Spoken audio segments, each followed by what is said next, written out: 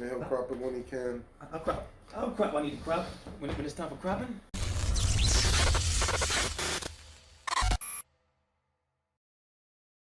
That's cool. So, we're in for 2020. This is the first one.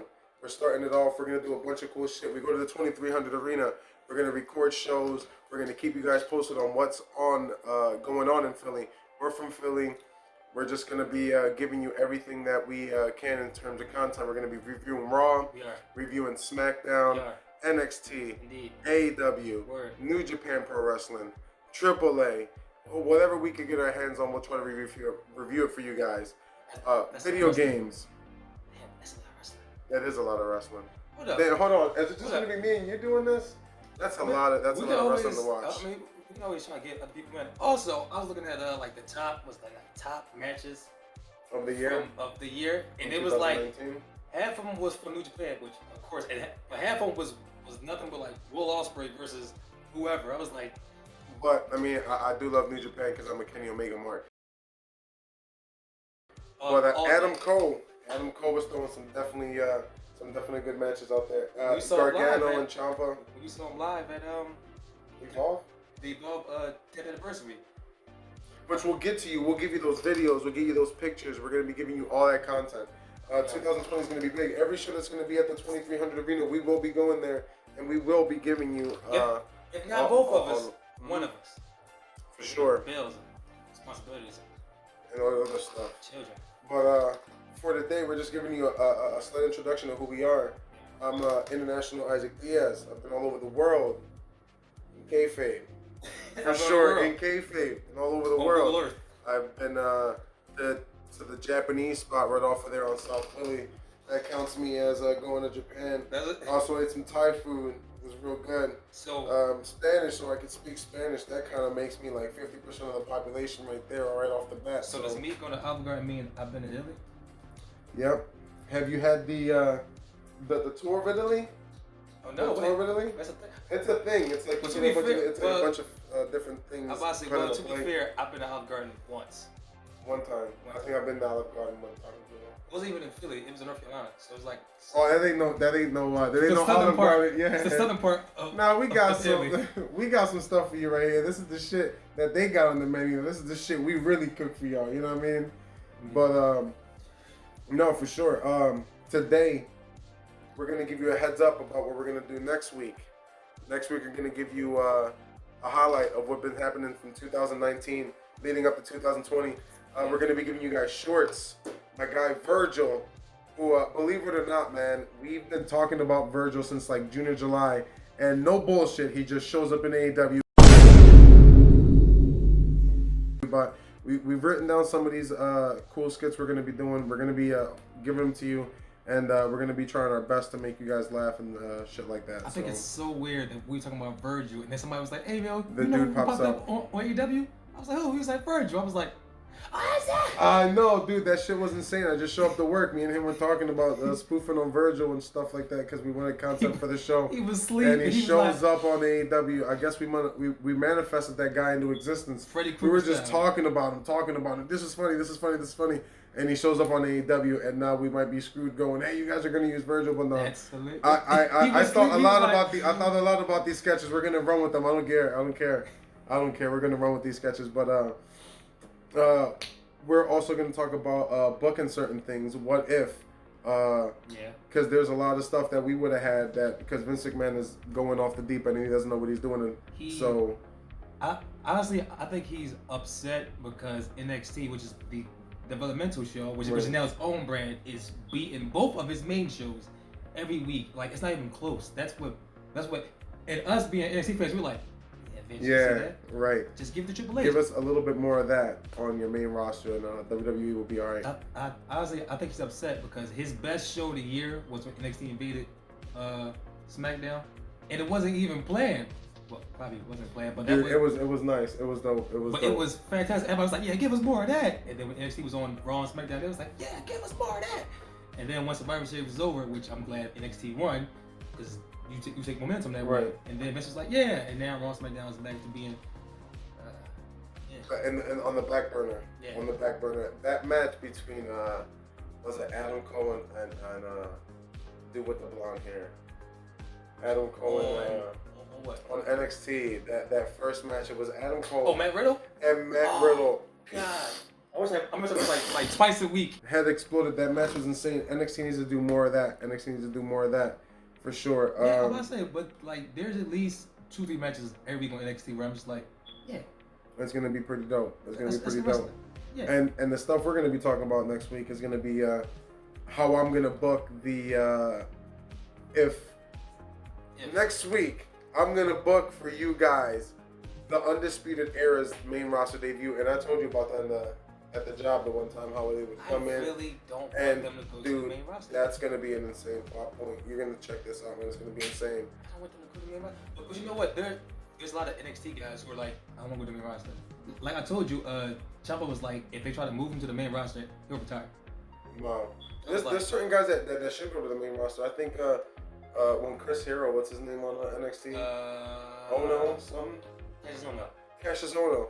That dude needs to go to the main roster. Put him against like an Aleister Black. Have him feed him with Aleister Black coming in there. Look what happens when top dudes from NXT go to, like, there's not a lot of dudes lately who have moved to the main roster and been successful, right? Like Aleister Black is just now being on TV. You got dudes like the Revival who are still like, Vince, fuck you.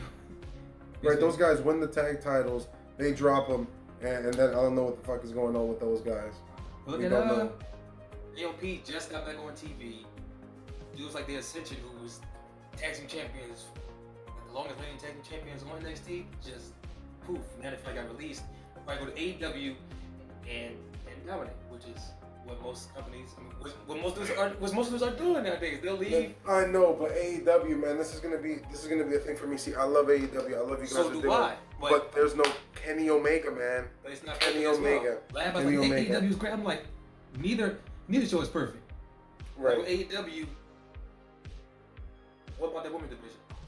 Look at it like this. They were very like, yeah, we're going women's division, but the only person that's getting real development is Brandy. God. Right. Brandy, I love you. If you see this message, I love you. Please send me a message or an autograph. But yeah, it's only Brandy that's getting development. And it's funny because they do have female wrestlers that they cook it off the indies for sure. They got the girls from Impact that are pretty good. Yeah. They got the girls that are coming out of Japan that are pretty good. You could have another like Japanese kind of invasion going in with the women's division, but AEW is lacking on a bunch of stuff, man. Even though they got MJF, they got Chris Jericho, they got the Young Bucks, they got the Lucha Bros. You can never go wrong with Jericho. That can't Lucha always Bros be here. And Young Bucks. They can't always rely that on whole that. Series of matches they had, besides that ladder match where they almost died. But they can only be doing that but for so long. Right. Like how many times can we watch the same high spot? You know, they also got to set up a developmental system too. Yeah. So that's going to be something that we got to be watching out for in 2020, seeing if AEW could continue their popularity and stuff like that. Because right now they gave us everything all in one shot, and now we're sitting going, okay, what else are you going to give us? You know what else are you going to give us? That's what WCW did. Like WCW was giving you pay-per-view matches on like Raw, on Nitro, and Thunder. And that was one of the problems. I was like, this is a pay-per-view match. This is a WrestleMania style match. AEW has to make sure that they don't jump the shark too soon. You know what I'm saying? I don't want you guys to be jumping the shark. I'm just waiting for Kenny Omega to win the title. I mean, he should have won at the beginning, but I was like, I can see why, because Jericho is Jericho. Jericho knows how to push and sell people. Kenny Omega winning the AEW Championship for 2020. Yeah. Ron's prediction for sure. Absolutely. Mine, John Moxley's gonna probably take it off of Chris Jericho sometime and hold it for the whole rest of the year. They're probably trying to get that belt with a lot of prestige. I don't think they want to pass that thing around like a hot potato. You think they're going to introduce like a secondary title? Yeah, they have to. Maybe a North American title, kind of like NXT, but I don't know if they're gonna call it a US title or not. Yeah, they'll probably call it like the AEW. The television title doesn't seem like that bad of a choice. The television title was prestigious. I remember growing up, the ECW title was the Van Dam. Mm-hmm. He was like heavyweight title. I don't care about that. Yeah, Van Dam. Growing up, when I would watch ECW, I see Taz with the FMW belt. I see Shane Douglas with the heavyweight title. But the title that meant the most in ECW was Rob Van Dam's TV title. That's the only one that really meant anything to anybody. For a second. You know that Steve Corino works for NXT? Steve Steve Corino works for NXT? Yeah, I heard about that. I was watching a video on YouTube. You know what's funny? I thought Steve Corino died at one point. So did I, but that was. I thought Steve Corino died, dog. No bullshit. I thought Steve Corino died. But it was I can't think of his name. It wasn't Steve Corino. It was. I always get them confused. It was Shane Douglas, Steve Corino, and. Was it Jack Victory, the dude with the blonde hair? No. Was it Steve Corino? Steve Corino and Jack Victory. Blonde haired guy? No, but because they showed him recently, like 2 weeks ago, because NXT had like a all women's show, house show. When they had him in there? And Steve Corino was like one of the like producers or like talent scouts. I was like, Steve Corino, what are you doing, bro? Well, I know his son's on the Indies. Brian Pillman Jr. is also on the Indies. I know Steve Corino's son's also on the Indies, so. What about the son of Hulk Hogan? The what of Hulk Hogan? Son of Hulk Hogan. Let's not talk about. Scott Logan, tell you. He gonna listen. So all gonna be probably edited out. But where were we at? We talking about ECW. ECW, the TV title. Well, I brought it up because you was talking about Japan invasion. Then I remember the Japan export of Hayabusa coming into the ECW. Blue World Order when they had like their Japan side. It was like Taka. Oh my goodness. Yeah. Oh shit. I'm gonna just get up out of this. No. They said the Japanese invasion with Takemichi Noku. Yeah, I was watching that on the network, and I was like, man, those matches were long, but actually, plus remember at ECW we had matches that was like 20 minutes long, and I've been sitting there the whole time like, but they didn't feel long because they were. Dream match feud. You ready, Ron? Answer this one. Nation of Domination versus Heart Foundation. Hit me with it. What you got? Listen, everything in my body want to say Nation of Domination because I'm black, but Heart Foundation. See, that's where you're wrong. Well, See, in the Heart Foundation, there was some turmoil. Nation of Domination. There was some turmoil. Without The Rock. You know, you can't say Nation of Domination about The Rock. I'm talking about Mark Henry. Let's run this back. Ready? We're gonna edit that out. Ron, we've got Nation of Domination with Mark Henry, Farouk, and D'Lo Brown. And who else? Godfather. The Godfather. That's 4 against the Heart Foundation of Jim the Anvil Neidhart, British Bulldog, Bret Hart, and Owen Hart. Hit me. Heart Foundation. Oh, no. Heart Foundation.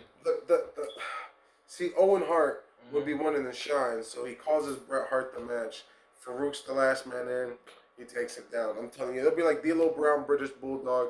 They start off, they're going at it. Owen Hart wants to shine over his brother, so he's making quick tags to show. He causes Anvil Neidhart to get out of there, but because Bret Hart's such a technical guy, he manages to get D'Lo Brown out there. The guy who's the big problem is the big guy, Mark Henry. He battles with Jim the Anvil Neidhart, Bret Hart, the excellence of execution that he is. Boom, take out Mark Henry. So now it's the Godfather and Farouk. Godfather takes out, I don't know, let's just say the British Bulldog or the Jim the Anvil Neidhart. That's 2. Now you got Bret and Owen. That's when brothers collide. They take out the Godfather, but Farouk, being the technician that he is, takes out Owen. Owen blames it on Bret, causes Bret the match. Nation of Domination. That's how I see that shit happening. Bam! You heard it here first. International Isaac Diaz knows how to cook, baby. I'm Black Ron. Wrong. Because what's happening? Bradshaw's going to come out. He's going to get everybody close out in the hell. Him Farouk going to walk off to the sunset, drinking beers, smoke cigars, and they're going to set the building on fire. And then you're going to hear bam, bam, bam as they drive.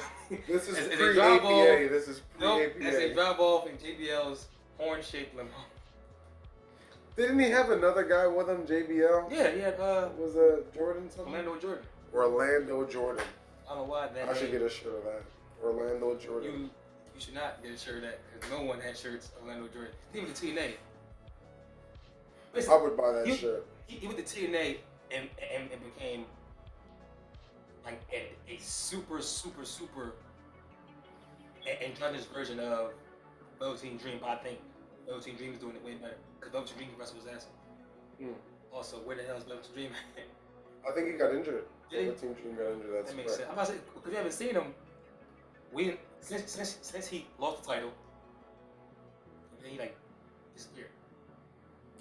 Velveteen Dream, one of those few guys I've seen wrestle. Pretty good. really good top rope elbow.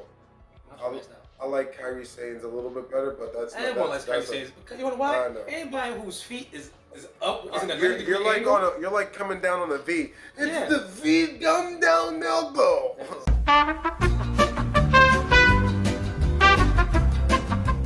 Elbow. So yeah, he's got a really good. He's got a. Elbow. The Kyrie Sane's elbow definitely is really good. I'm glad we came out of the that subject real quick. That'll be for the unedited version of our YouTube channel. No, you're gonna have to pay to get that content that's in between the edits. Those are really good. This whole thing is going in. But, well, we don't know when this is gonna go up. It all depends on Ron's editing skills. When he's gonna be able to post it up on YouTube. 2 months from now. Yeah, but I'm International Isaac Diaz. This is Ron Black Ron. And this is nice. First of all, everyone who's watching this channel, most likely it'll probably be posted on the Unfiltered Awesome channel. So everybody knows who I am. Sir, looking at you like, who is this? This Spanish man. First of all, if you've ever, in the history of like civilization, went on the internet, you've probably, let me just run that back. If you've ever been on the internet and just searched, you'll be able to find me somewhere in there, like I'll probably like, you probably see me like a Spanish channel. Wow. You probably see me on like that show that they used to have with the guy that they would call in. It was like 1-800-CRIMINAL or something like that. America's Most Wanted. I thought you was gonna say 1-800 We Are 18. But you will soon. You have to change know who I am. Because at the end of the day, you're like, why was his hair up in a ponytail the whole time? Right now. Ryan Pillman wore glasses. Next time you see me, I'm gonna predict exactly what's gonna happen with the Undisputed Era and their debut in the WWE. I hope you're wrong. I hope they be like, you know what? And I also have a way of booking Kane versus Undertaker on their way out. It's gonna be insane. Kane is out. Kane versus Undertaker. Undertaker's last match at WrestleMania is gonna be insane. I'm perfectly gonna book this for you guys next week. And Undisputed Era's way in the background. You also see that there's posters of cool video games. We're also gonna give you guys video game content. We're gonna be playing tons of old school retro games, seeing how hard it frustrates me, Ron Black Ron as well, and we're gonna have as much content for you as possible. I appreciate that. That was the end of the video. Yes, I know. Okay. That's fine. He just wants to have the Yes. I do want to have the let me get back No one in history has a Jungle Book video game. Oh, poster. Dude, that's an awesome poster. Real quick, by the way, look at that, John. I was like, yeah, cool, classic. There it is. You Jungle Book. Screenshot that. Here, you can screenshot that. Anyways, people, I have been Ron Hill, not Ron Black Ron. International Isaac Diaz and Ron Black Ron. We'll see you. Have you been playing games since you were a child? You got them hating niggas knocking on your style. You watch cartoons, let me hear you yell. Middle fingers up, give me your hand.